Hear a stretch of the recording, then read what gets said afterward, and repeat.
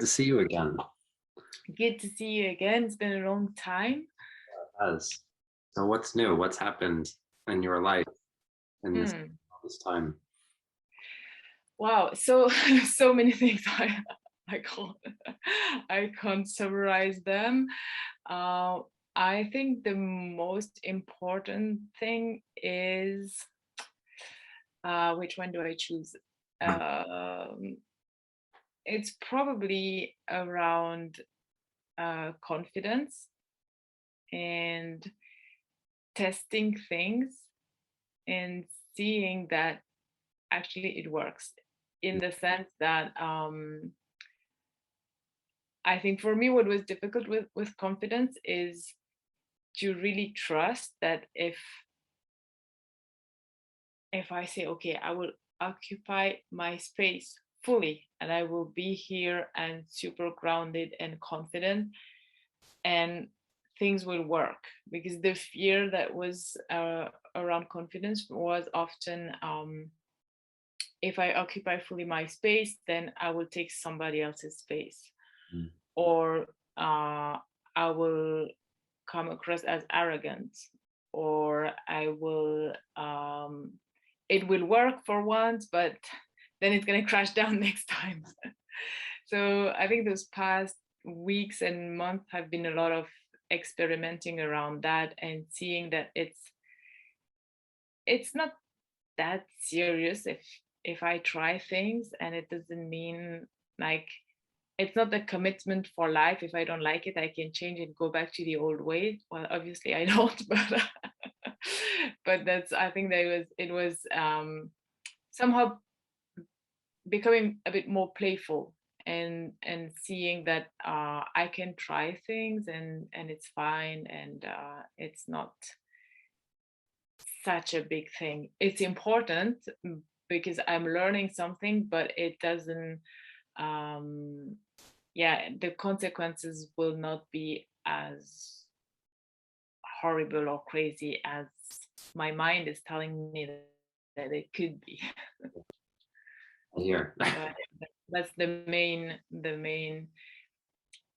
yeah, I think it's just, so I think it's playful because somehow it's like a kid. It's like I will not telling me and I will see what happens, and I see it as a kid saying, yeah, I will not listen to what my mom tells me and I will see if I can do something. And there's a bit of that as well.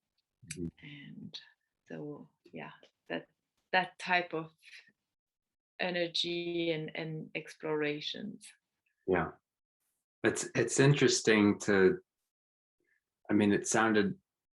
I thought you were going one direction with it, this idea, and then you took it a different direction. But both concepts are very. So we could theoretically discuss both, but the idea that nothing is as serious as it seems, like it's not like there are going to be dire consequences if we try something and it isn't the right thing, like absolutely, um like obviously how are we going to know what the right thing is if we don't try things? That's the Exactly. process of figuring that out. So if we try to bypass that process and just in our minds take all the steps of figuring out what we want to be doing, then we're never going to get anywhere, since we actually need some experience to figure out in our minds what we want to be doing. So that means we actually do want that sort of playful approach of, I can just try things out. It's not such a big deal. I'll learn from it. I'll get clear about what it is I do or don't want to be doing. And if it doesn't work out, I'll just stop doing that and I'll start doing something else. And Mm. and which, as opposed to, if it doesn't work out, it would be terrible and I obviously shouldn't have done it at all and I'm going to be really hard on myself. And and that's really the crux of that, or and the core of the lesson of that is to, and ultimately in regard to the confidence, that if we want to be confident to try new things and to continue forward with figuring out what we want by trying things, then we want to be kind to ourselves regardless of the outcome. That's really the key there, because then will feel better about trying new things. It's like what you said with the idea of a parent. You know, you could imagine if a parent scolded the kid every time the kid did anything in any way at all wrong, then the kid would be afraid to try anything. And that's what we've done to ourselves, obviously. And then, you know, we want to undo that. So we want to actually be the kind of parent who's like, oh, you tried it. Oh, it didn't work out quite the way you wanted. Okay, that's okay. Let's try this instead. And if we could do that to ourselves, then obviously we'd be a lot more confident to try new things. Mm. And to be able to try it with a more playful and encouraged attitude rather than, you know, the anticipation of it going badly. uh, and then obviously starting things with hesitation and fear, and that's really, so then we could get to the fear element there, because, which is probably important to discuss, because if we want to be able to confidently go about life, then we can't be doing things that create fear for us, like being the parent who's like, you know, scolding us for everything that we did that we shouldn't have done. You know, well, that didn't go well. You obviously shouldn't have tried that. And like, you know, you should regret this till the end of time. Yes. That's obviously not going to lead to, well, let me try this next thing. It's going to lead to, okay, maybe I shouldn't do anything because it might not be the right thing. And then we'll just be, you know, paused permanently, afraid of doing anything. So the key would be to, in putting all this together, that no matter what we do, that we approach it in a way that before, during, and after, we're encouraging of ourselves and kind to ourselves and accepting of whatever the situation is, and that it's not like whatever the outcome is going to determine how we respond to ourselves or react to ourselves or talk to ourselves, but that we're able to say, you know, this is something that if this feels good, I'm going to try it. And if I try it, no matter what the outcome, I'm going to be happy with myself that I tried it. And then I will be encouraged to want to try again and again different things, and simply learn from each thing what I like about it, what I didn't like about it, what I'd like instead, and be able to go forward from there clearer about what it is I'd want to try. And that's, you know, the ideal, that we could then go forward with confidence rather than fear, and try new things and clarify what we would like to be trying, so that we can get closer and closer to what we really want, and then actually get it.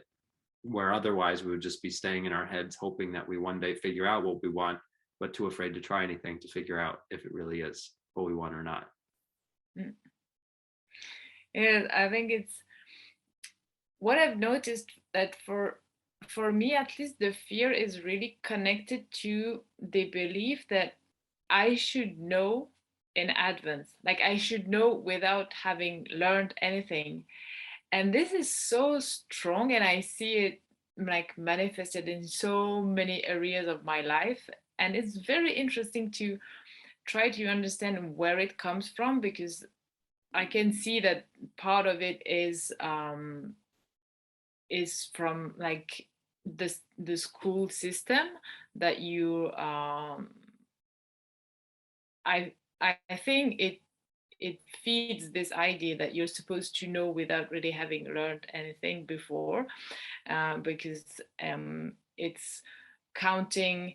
And when you do the test, they're going to count what you do wrong instead of highlighting what you did right. But I think it's not just that; it's something deeper than that in my experience. And now I can't remember exactly what was the conversation, but I had a conversation recently, and I could see that the person in front of me, and always, because it's always a mirror, but that person seemed to have the same belief in the way she was talking about herself and the things that she wanted to achieve, and with a lot of somehow apologizing for not having guessed right. And it's not about guessing, it's really what you were describing. It's about experiencing and then being able to say, well, I like this one and I don't like that one, and based on that I can go to the next step. And it's not guessing, yeah, I have to choose the right one, but I don't know, and then I'll be punished if I do it wrong. It's just this kind of pull to really uh, go fast also, and just I have to jump to the right conclusion. I don't have the time to explore and see and just observe what is happening. I can already learn a lot just by observing. And so it's this idea that it has to be fast, it has to be right from the first attempt. And then if it's wrong, it's a disaster and it's going to be wrong forever. And I think this is it's a very weird idea, and it's really worth getting rid of it, or understanding that it's just an illusion, because this idea that it's going to be wrong forever, I think it's also preventing progress. I mean, in personal development, or if once I said that to that person, then the relationship will be horrible for the rest of times, and I will be a bad person for the rest of times, and I don't have any chance to change things. Whereas we can really be every single second a new person, and we can choose that, and it can be really deliberate, and that's so liberating to realize that. Okay, it doesn't mean like denying when sometimes we have to apologize, because yes, indeed, I did something wrong, or I shouldn't have said that, and these things are important as well, but also to remember that, okay, I can, no matter what I've done in the past, now, right now, I can choose to be a different person, and this person can be the person that I want to be. Yeah. It's it's interesting, the inclination to look to like the school system. I mean, obviously the school system certainly doesn't help with this, but you know, it would increase it looking for what's wrong. And I like that you then said, but there's something deeper, because, you know, the way that I operate, I'm always inclined to say, no matter what we could trace it to within our lives, ultimately we're the ones who are creating it and carrying it forward. So it doesn't like, because again, if it's all just a mirror, I mean, we could certainly, no matter what, say we're the ones bringing it forward, unless we're still in school. And like, you know, if it's obviously, if we're still in school and it's still happening actively, that it's somehow directly affecting every area of our lives right now, then we could say, okay, it's school's fault. But, or at least we could think that it is.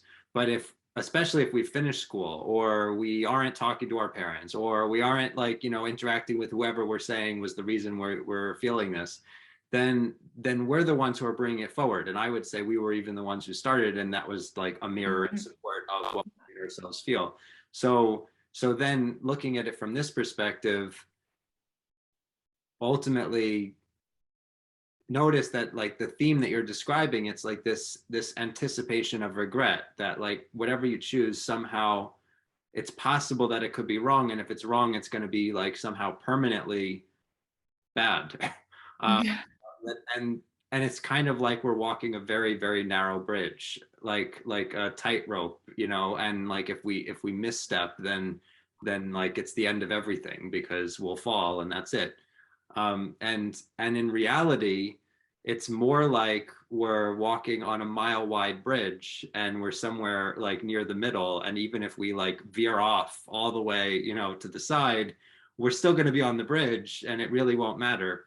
And if we could look at it that way, then obviously life would be a lot more relaxed, because we wouldn't be so afraid of getting it wrong, because we'd still be on the bridge and it would be fine, and we'd still get where we're going, as opposed to like one small misstep and that's it. You know, this is like a balancing act, and we've got to get it perfect, because we'll die or something, or someone's going to die, or something's going to happen, Yeah. some permanent, you know, blemish. And and then it'll like change, you know, the rest of our lives forever after, in a negative way. And it's interesting because, you know, obviously, like I'm saying, it is coming from us. It's how we respond to things that makes us feel like it's so serious. Because if we are looking forward with anticipation that we're going to be regretting, and then we get there and we do end up regretting, and then we're punishing ourselves because we did one thing or another, no matter how small, because like that should have been done differently, I should have said that differently, if I only tried it this way, then we're going to be more fearful of the next time we do it, anticipating even more that we're going to regret, because we're going to anticipate that it's going to happen all over again the same way it did last time, where we did not get a positive response from ourselves. And it's much less about the external result not going well, and much more about the fact that we end up punishing ourselves for the external event not going well, and therefore that we did the wrong thing because it should have led to an external event going a certain way. And so there's something in, so it's like an overtaking of responsibility for things, when we were never responsible for the results anyway. We were simply responsible for our action. We could say, well, maybe I could have done something better, but depending on how we say that to ourselves, we can either encourage ourselves to try something different, or we could just simply get bogged down in punishing ourselves for having done it wrong, and then anticipating doing it wrong again, because we're, anticipating the punishment that we're going to be giving ourselves for doing it wrong again. So it's the key in changing that, which I relate to, by the way. I mean, obviously we're talking for a reason. You can't, talk to someone and not have the, some kind of parallel, whether the person recognizes it or not. There's going to be a parallel. So ultimately the key in changing that is to change how you respond to things before, during, and after. That you're not going in to get a result, because that's not something you have direct control over in terms of your actions. Like, that's not the thing you should be praising yourself for or punishing yourself for. It's not about whether you got a result, it's about whether you did your part. And then that when you get to afterward, that whatever happens, you appreciate and praise yourself for having tried one thing or another, not punish yourself for not having done it differently. And so if you could simply say, that was great, I did exactly what I intended to, on my part. It didn't turn out quite the way I wanted, but I'll change, tweak that, change this. Maybe I realized the place from which I was coming. Maybe I want to come from a different place, or maybe I want to, if I approached it in this way, maybe it would go better. Or maybe I don't even want to try this endeavor at all again, because this whole direction wasn't really I'm seeing where this wasn't the direction I want to be taking things. But if I hadn't done that, it wouldn't be so clear to me. So thank you for the clarity. Good thing I tried that. That would make us much more inclined, if we were simply having that dialogue with ourselves, make us much more inclined to try things again with more confidence and less fear, and an anticipation that no matter what happens, it's going to be good, rather than no matter what happens, somehow it's going to be bad. And that's what we want to create, is that no matter what happens, it's going to be good, that we're on that mile wide bridge. We have, a large range of movement within which we can progress, where even if we veer off to the side one direction or another, we'd have to go pretty far to the side for it to be a catastrophic thing that we can't come back from. So in which case, we're more likely than not going to be fine, no matter what happens, as opposed to the idea that we're more likely than not going to not be fine. And so we have to make sure it's exactly, my foot is stepping exactly here or else.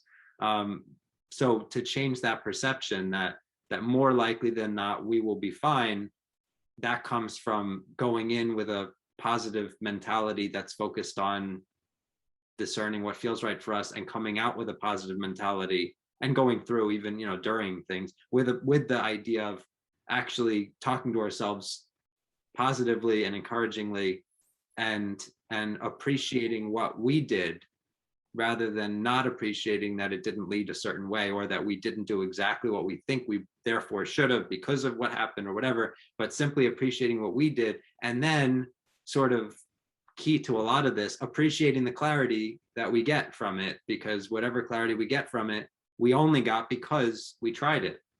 Obviously, then we could appreciate our action, whatever it was, because even if it wasn't it doesn't lead where we would have wanted it to, it will lead to clarity about what we'd like to try next, or what we wouldn't like to try next, so that we could then use that through contrast to figure out what we would like to try next.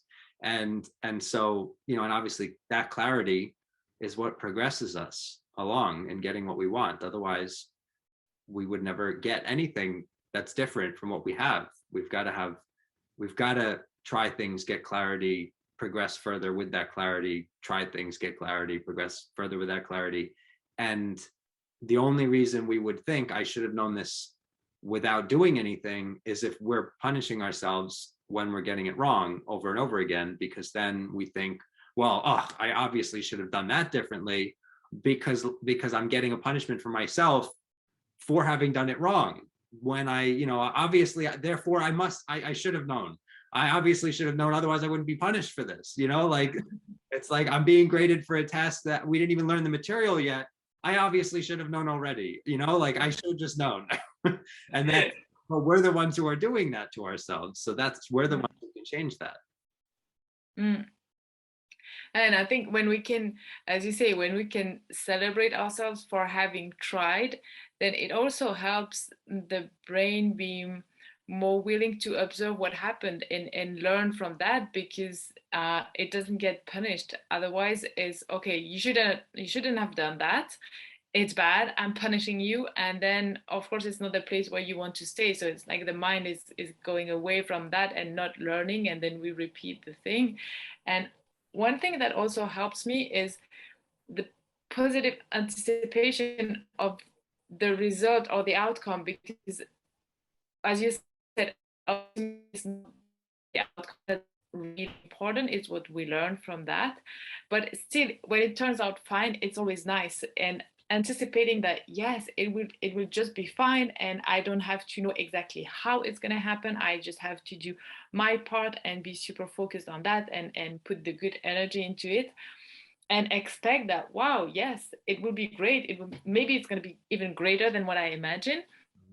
And then it helps. And I think, of course, then if it doesn't work, then there can be some disappointment. But the fact that there was this joy at the beginning of the process, it keeps something alive. And then I think it also plays into this clarity that you were mentioning. And yes, of course, I think for many people it's easier to know what they don't want than what they want. But it's also not true, because I think we all know what we want. It's just having the courage to acknowledge it, and then to tell it to the world. And usually the clarity is there. It's just like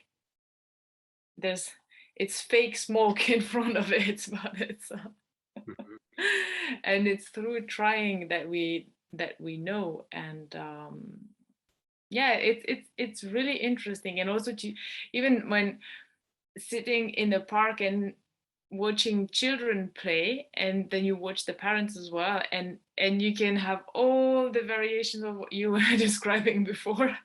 And it's so interesting, because that's exactly the kind of conversations that we can have with ourselves. And it's yeah, there's a lot of insight to gain from that, just sitting and watching what happens between parents and small children, and then applying it or not applying it, depending with being wise and choosing what we want to keep or not.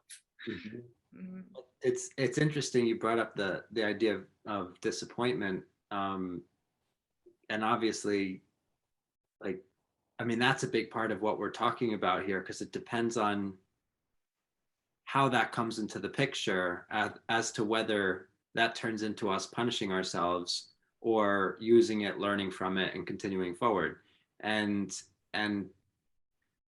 so I want to rewind like further to the beginning. Like if we start the entire process of making a decision by deciding what we'd like to feel ultimately, in a year or whatever, after we would have done whatever we're thinking about doing, and what do I want to be feeling, whether I did this or not? What do I want to be feeling later, like in a year or 5 years or 10 years or a month or whatever seems an appropriate time frame, depending on what we're making a decision about. Like if I try this, if I decide to go back to school, how would I like to feel in 5 years from now? Either way, whether I go back to school or I don't, how would I like to feel in a month from now or in 6 months from now, whether I tried this business endeavor or not?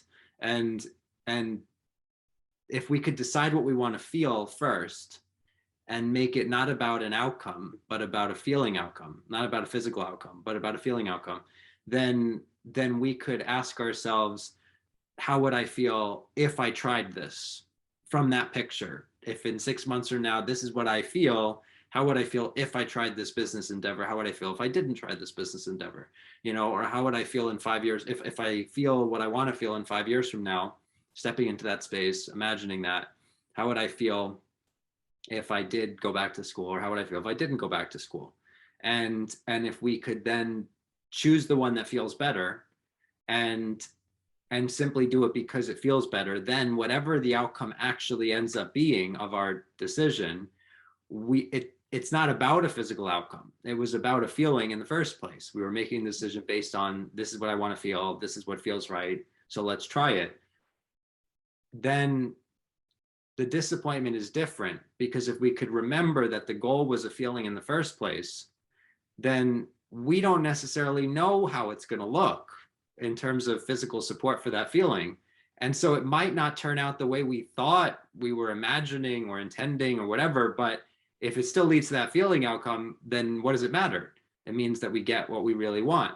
And so in that picture, there's almost no cause for prolonged disappointment, or even any disappointment. I mean, obviously we could initially be disappointed because it looks like it's not the way we intended, but then we could remind ourselves, well, but if I end up feeling what I want to feel, then who cares how this turns out? Like, this might not be the route that I anticipated, but if I still get there, then what does it matter? And maybe there's a better way than I thought, and I'm still on track, and I'm still on the way, and the GPS is saying keep going, and so I guess I'll keep going. It's not saying stop at this house, even though this house looks like the house I thought that I was supposed to be going to.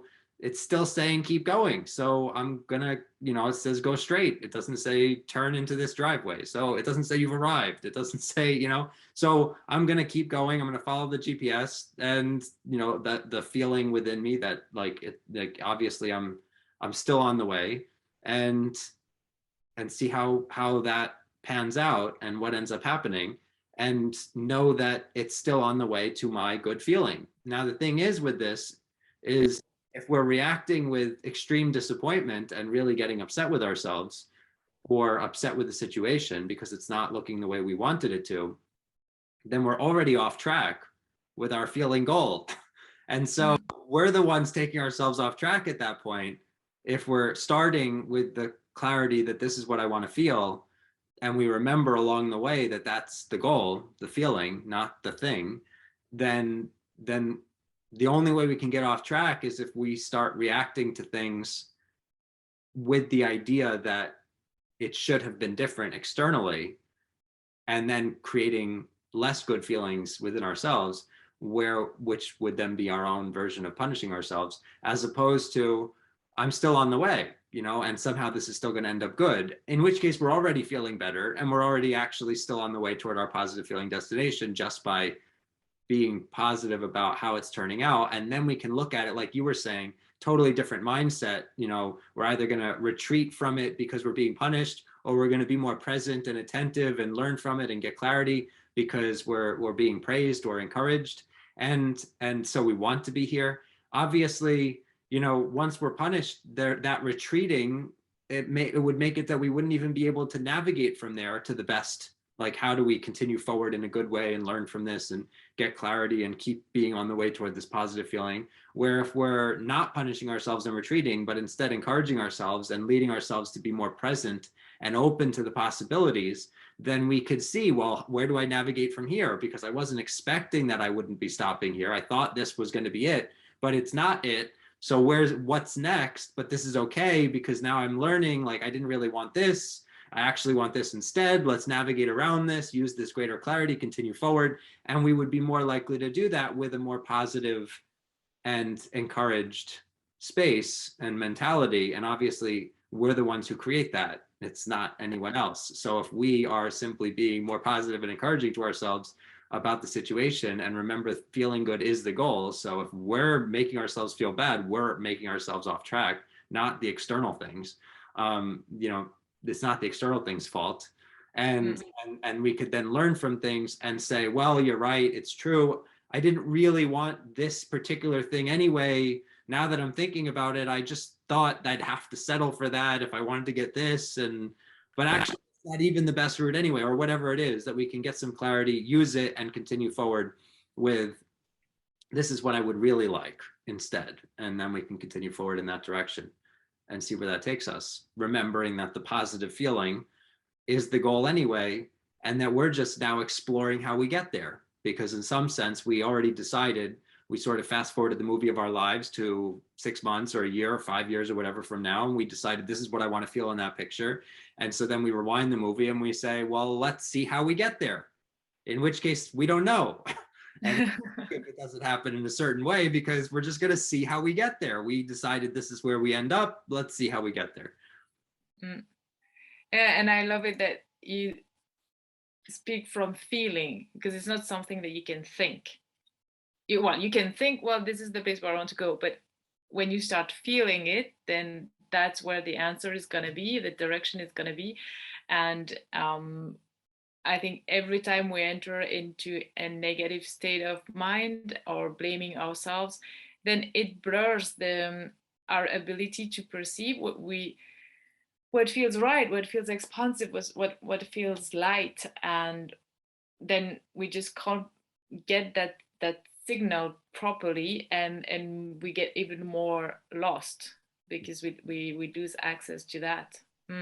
Yeah, it's not something that we think. It's really that body feeling. And it's interesting to build on this idea, this direction, that we want to be able to do what actually feels right to us, and we want to be able to try new things and clarify what feels right to us, and we want to be able to clarify what we want, hear what we want, and act on what we want, and act in a way that could potentially get us what we want, in order to ever get things we want in life. And all of what we're talking about is key in making that whole process possible, because obviously if we're making ourselves afraid of trying things, we'll never get clear about what we want, and we won't even have the confidence to try to listen to what we want. So we'll end up being afraid to even say what we want, because we'll be afraid that it might lead us to do things that might not lead to what we actually want, and then we'll be disappointed and we'll be punished and we'll be regretting and so forth. So it's interesting just tying all that together, that we want to be able to hear what we want and act in a way that could get us what we want. And everything we're talking about today makes that possible, because then we could actually be encouraging of ourselves, therefore encourage what we want to come up and be clear, and because we're not afraid of the consequences one way or another, and that then we could act in a way that might get us what we want, because we would be willing to try different things, different ways of operating, different approaches, so that we might get what we want, because we're not afraid of the consequences, fearing disappointment and so forth. And so then we could actually get what we want in life. And so everything that we're talking about just ties right into that, because obviously we want to be able to act in life in a more playful, lighthearted, and courageous way, where we could just try things, get clear, and continue forward, and hear what we want along the way, and be willing to act accordingly along the way, so that we can get experiences we want in life, and as opposed to resigning ourselves to staying in situations that are not what we want, because we're too afraid to do anything, because it might be terrible. That's the most terrible, I think, is to stay there instead of trying. And yes, letting what we want come up. I love this way of saying things, because that's exactly what it is. It's like, wow, now I see it clearer and clearer, and then I just follow that. Yeah Exactly. This was great. This was good. This was a nice delving into how we could go forward in life from any place that we are, with a mentality that encourages us to keep going forward, so that we can actually make changes in our lives. Otherwise, we'd just be stuck. That this is the discussing all the surrounding stuff that makes it possible to move forward. This is an important conversation. This is good.